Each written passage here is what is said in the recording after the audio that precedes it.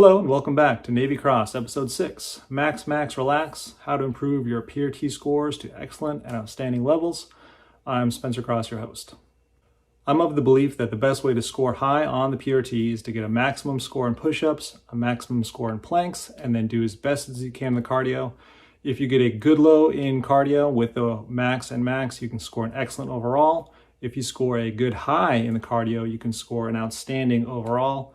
So the main focus would be working on push-ups and planks. We're going to give you some techniques on how to do that in order to hopefully maximize your score. Let's talk about push-ups first. So on your screen, you'll see a sample plan for workouts for push-ups in order to increase your scores gradually.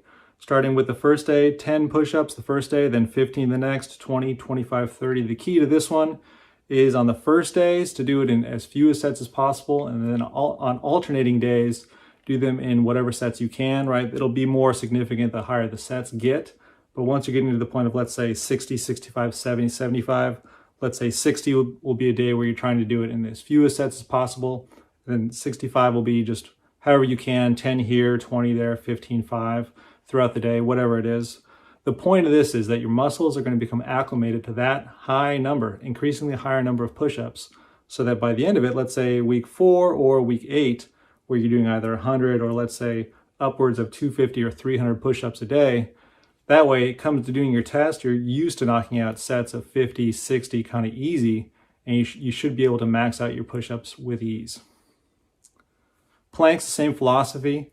You're starting with some number, 15 seconds, let's say first day, 20 the next, 25, just gradually building up your tolerance so that if you did 20 seconds the day before, a 25-second plank the next day, since your muscles will be somewhat acclimated, aren't going to be that big of a stretch, right? The idea is build up the quantitative muscle memory to increase your scores.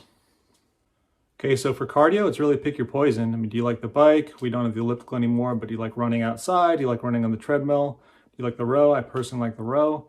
It's pick your poison. I just recommend you work on whatever it is you choose and make sure you can get as best score as possible. Again, if you get a good medium overall with a max push-up, max plank, you can get excellent overall.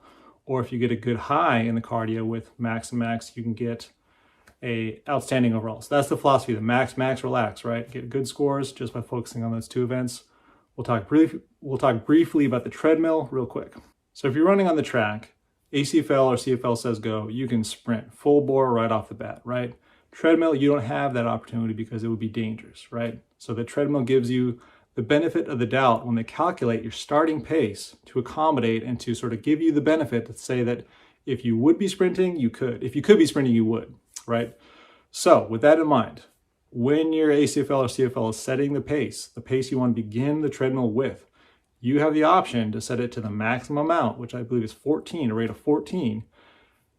If you do that, when the event starts, when that 1.5 mile cardio event starts, the treadmill will be calculating your pace as though you were running at 14, right? Even though it's spooling up until it gets up to that speed. So it gives you the benefit of the doubt, right? That you would be sprinting if you could. So it gives you a little bit of an advantage given the fact that it wouldn't be safe for you to sprint. So that's one consideration to take if you're gonna do the treadmill event. At least try it and see how it works, right? So you can just set it at that 14 number, let it spool. Once it gets to that rate that you're comfortable with running, then you can set it down and it'll recalculate, readjust for your pace. So that's one consideration for the treadmill. So that's all I have for today. I know previously I'd said I'd do a video on of the quarters, some considerations for that. That's still in the works. I wanted to get this sort of brief, sort of quick video out there today because of PRT season. And I know a lot of people might benefit from the Max Max Relax philosophy. So thank you for watching. This has been Navy Cross.